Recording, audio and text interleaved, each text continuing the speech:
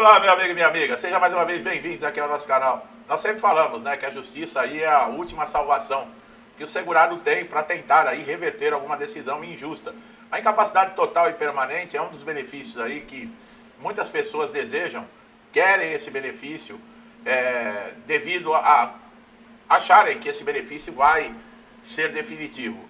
A aposentadoria por invalidez, que é a incapacidade total e permanente, pessoal, ela não é definitiva, tá? Existe a Lei 13.846 que exclui de pente fino revisão quem já tem mais de 60 anos aposentados por invalidez, quem já completou 55 anos ou mais e recebe o benefício há mais de 15 anos e portadores de HIV. Agora, quanto tempo, por exemplo, um processo judicial de incapacidade total e permanente, que é a aposentadoria por invalidez, pode demorar na justiça? Bom, a condição é quando você não tem capacidade nenhuma de exercer nenhuma atividade devido a uma enfermidade ou um acidente, tá? Em muitos casos, o INSS nega, tá, esse benefício, mesmo mediante laudos que comprovem a situação, e quando isso acontece, o segurado vai buscar o reconhecimento e o direito na justiça. Essa é uma das principais ações que, inclusive, o INSS reclama. Ele, por exemplo, ele dá uma negativa injusta para quem tem laudos, para quem está comprovada a incapacidade total e permanente, mas não quer que esse segurado recorra à justiça. Por quê? Porque a justiça pressiona o INSS. A justiça não está estruturada, por exemplo, para receber a quantidade de processos. Nós tivemos aí, em 2023, 4 milhões de processos somente contra o INSS. Em 2024, nem divulgaram um número, mas com certeza é maior. E conforme os anos vão passando, a demanda de pedidos de benefício aumentando no INSS, a procura pela justiça é cada vez maior. E o tempo de duração de um processo judicial, para quem busca um reconhecimento de incapacidade, pode variar bastante. Pode variar de 6 meses a 2 anos ou até mais, dependendo de vários fatores, como a complexidade do local, a ação ajuizada, o acúmulo de processos na vara judicial, a necessidade de perícia judicial. Tem gente que está falando aí que está conseguindo, por exemplo, fazer a perícia judicial na justiça numa média de 3 meses, mas tem locais que demora muito mais, devido à demanda e não ter a quantidade de peritos para atender todo mundo. E a perícia judicial, ela é diferente da perícia do INSS. Ela não dura 2, 3 minutos. O perito, ele é convocado pelo juiz para fazer essa perícia e ele tem um rito a cumprir. Além de examinar o segurado, olhar a documentação, ouvir o que o segurado tem a dizer, ele tem que fazer um laudo muito específico, detalhado para o juiz.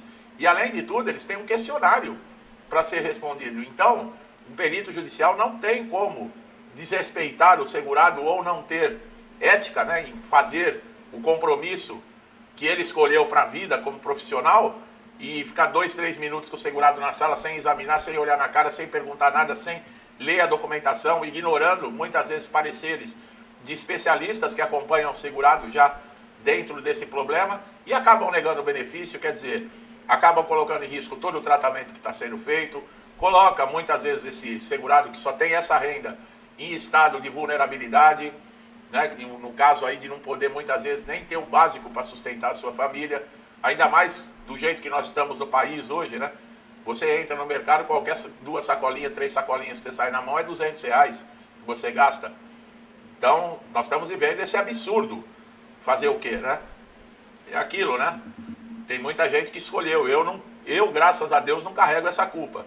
Bom, ao entrar com a ação, o primeiro passo é a análise inicial do juiz, que pode determinar, por exemplo, uma audiência e já encaminhar o caso diretamente para a perícia judicial. É claro que isso, como eu falei, não é em todos os casos.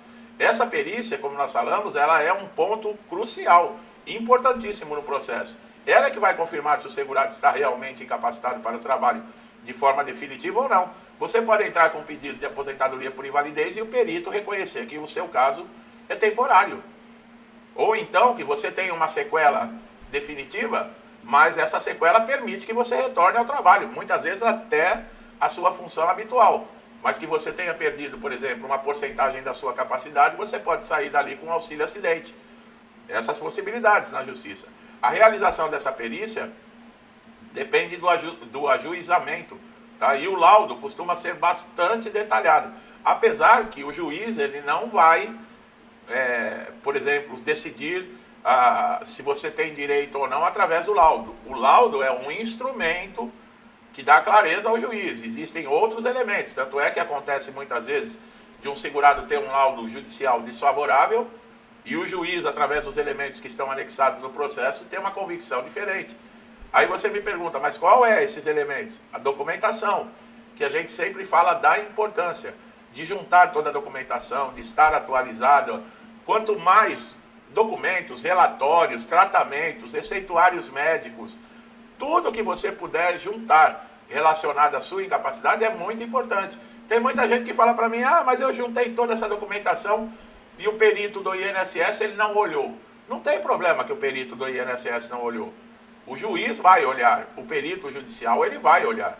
Muitas vezes essa perícia, em alguns casos, é necessário, muitas vezes o juiz, se ele não tiver convicção, através do laudo pericial e dos anexos no processo, sobre a sua situação de saúde, ele pode pedir uma outra perícia, uma segunda opinião. O processo judicial, pessoal, eles tramitam e envolvem diversas fases, tá? Tem gente que liga para advogado aí uma vez por semana querendo saber se já vai receber atrasados. Não é assim. Primeiro você tem que ganhar a causa. Primeiro você tem que ter uma sentença favorável.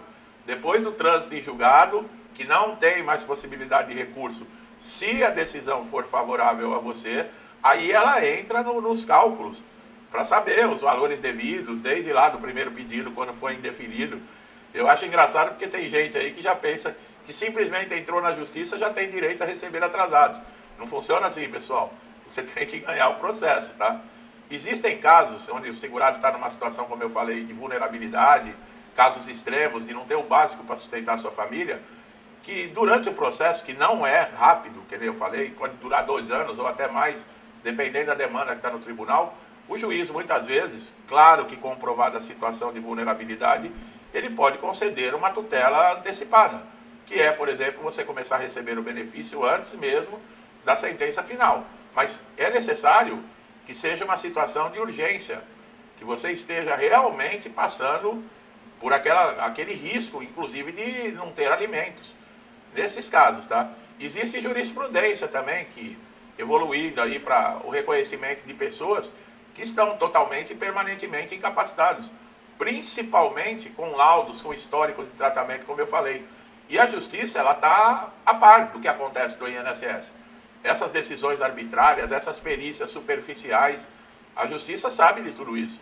Nós já colocamos aqui, inclusive, comentários, documentação, a própria justiça se manifestando com relação a isso. Então, existe a possibilidade de você, por exemplo, sair lá de uma sentença favorável, conseguir o benefício dessa forma. Mas isso também não vai impedir, tirando aquela exclusão que eu falei, por exemplo, a justiça te concedeu a aposentadoria por invalidez, não quer dizer que você não vai mais passar por perícia no próprio INSS, como nós temos aí o pente fino.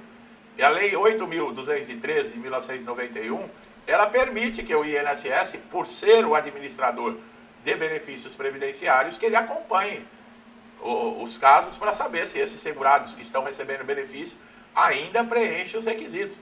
Quer dizer, e com isso o INSS deita e rola. O ano passado que nós tivemos o pente fino aí, 52% dos pessoal que recebe auxílio doença teve seu benefício cessado. Quer dizer, a cada 100 pessoas de auxílio doença, 52 perderam seu benefício. Isso é mais da metade. Então olha para onde está caminhando.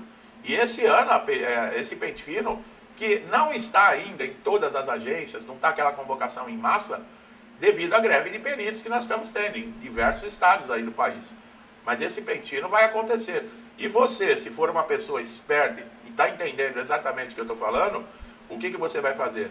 Você vai correr atrás de documentação. Você vai atrás, por exemplo, de atualizar um histórico cirúrgico, de atualizar um laudo, de buscar um tratamento que você fez há um tempo atrás, não tem o laudo desse tratamento, você conseguir. Você já vai preparar todo o terreno. Você não vai ficar esperando a convocação para sair desesperado, correndo atrás de documentação. Aproveite esse período que ainda não está chamando em massa e faça isso. Pessoal, eu sempre falo, você tem que estar um passo à frente do INSS. Não adianta pensar que dá tempo, não dá tempo. Por exemplo, um histórico cirúrgico, quando você chega e vai pedir no hospital, eles não vão te dar na hora. No mínimo é 30 dias que vai demorar. E olha lá, dependendo até mais. E se a perícia estiver marcada? Você chegar no perito e falar, eu fiz cirurgia, tá, cadê o histórico? Ah, não tenho, estou esperando o hospital me dar. Então ele vai falar, então eu vou recusar o benefício e você volta quando você tiver o histórico. E você vai falar o quê? Nem a justiça vai poder te ajudar numa situação dessa. Porque você é obrigado, da mesma documentação que você mostra lá na justiça, completa para o juiz, você também tem que mostrar no INSS. Ah, mas se o perito não olhar, problema do perito. Tá? Você tem a documentação que comprova. Se o perito não for justo, a justiça tem uma grande possibilidade de fazer você receber o benefício e reverter nessa situação. Pessoal, com o INSS não se brinca, tá? Quem recebe benefício do INSS, há muitos anos atrás, a pessoa aposentava por invalidez, acabou. Antes do governo Temer, né, começou esse negócio de pente fino, o aposentado por invalidez poderia ser convocado, mas era muito difícil. Era muito difícil, porque o próprio nome do benefício já diz. É aposentado por invalidez, ele foi reconhecido como inválido. Então o INSS não convocava assim. O que tinha muito antes do governo Temer começar com esse negócio de pente fino, era, por exemplo, convocação, pedido de prorrogação de benefício, pedidos de novos benefícios. Quando entrou esse negócio de pente fino, começou a deitar e rolar. Por que isso? Porque os gastos com a Previdência Social começaram a subir. Entendeu? Então começou aquele negócio. Mais gente recebendo e menos pessoas pagando. Vai chegar uma hora que a quantidade de pessoas que pagam a Previdência para pagar quem recebe benefício não vai ser o suficiente para cobrir os benefícios. É a hora que os gastos e a arrecadação desequilibram. A reforma da Previdência de 2019 foi feita por causa disso.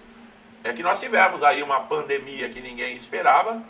Lembra na época que foi dado auxílio emergencial, que foi feito diversas atitudes e medidas para conseguir conter. E olha, se não tivesse feito isso, sabe, a gente nem imagina o caos que viraria o país. Graças a Deus. Tá? E o dinheiro que era para se economizar R$1 trilhão, que era a meta, né? Com relação à reforma da Previdência, foi gasto praticamente tudo e muito mais com a Covid. Era uma coisa que ninguém estava esperando. Agora, eu coloquei um vídeo esses dias, o ministro do Tribunal de Contas da União já está avisando, a Previdência vai falir. Se vocês não viram ainda, não acreditam em mim, procure aí na internet. Ministro do TCU alega que a Previdência vai falir. Entra aí na internet, no seu navegador e procura que você vai ver o vídeo. Não acredita no que eu estou falando? Hoje nós estamos correndo risco mais ainda. Mais ainda. Porque nós estamos um navio sem direção. A gente não sabe para onde vai. Não se tem objetivo, não se tem estratégia, não se tem nada. O que a gente vê só hoje é isso aqui, ó. É ministro envolvido em corrupção, é isso que nós estamos vendo. Coisa que nós lá atrás já tínhamos visto e achamos que já estaríamos livres, né? Mas graças a uma Suprema aí, graças a essa, que eu não vou nem falar, porque nós estamos vivendo isso de novo. Fazer o quê, né? Meu amigo e minha amiga, fiquem atentos, tá? Eu sei que é muito difícil. Hoje você é chamado para convocação numa perícia, você já, meu Deus do céu, entra em desespero, mas não adianta. Você chorar, arrancar os cabelos, se desesperar, não vai fazer com que você não passe por um pente fino. Você tem que pensar o que fazer para evitar aí qualquer surpresa desagradável. A documentação é essencial. Não atrasar na convocação. Quando chegar a convocação na sua casa, se possível, entre imediatamente em contato com o INSS para marcar, agendar perícia, porque você tem prazo aí de 5 dias, de uma semana para fazer isso. E se você protelar, pode acontecer alguma coisa e você perder esse prazo. Se você estiver recebendo o benefício, o pagamento é suspenso. Não tem essa. INSS não é papai e mamãe que passa a mão na cabeça, não. Se você vacilar, já era. E olha, e depois, para reativar um benefício, para conseguir o benefício de volta, demora, hein? Eu já acompanhei casos aí que demorou 2 anos para se conseguir reativar um benefício que tinha sido cessado injustamente. Olha só. Então não brinque com o INSS, fique esse alerta, tá?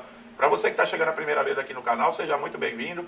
Todos os conteúdos aqui estão disponíveis, sobretudo de INSS.